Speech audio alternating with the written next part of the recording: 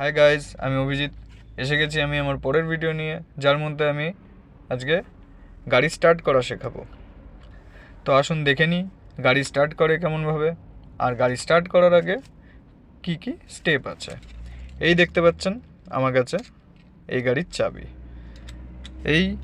এই জায়গাটায় দেখতে পাচ্ছেন কি হোল আছে, এর মধ্যে আমি চাবিটা লাগালাম। চাবিটা লাগিয়ে একবার ক্লকওয়াইজ ঘোরালে দেখতেই পাচ্ছেন কিছু কিছু সিস্টেম চালু হয়ে গেছে। পরের বার আমি ঘোরালে ক্লকওয়াইজ এটার ড্যাশবোর্ডের সব সিস্টেম চালু হয়ে গেছে, যেটাকে আমরা ইগনিশন বলি। এরপরে আমরা ক্লাচে পা দেব। ক্লাচে পা দিয়ে আমরা চাবিটাকে ক্লকওয়াইজ 2-3 সেকেন্ডের জন্য ঘোরালে গাড়ি স্টার্ট হয়ে গেল।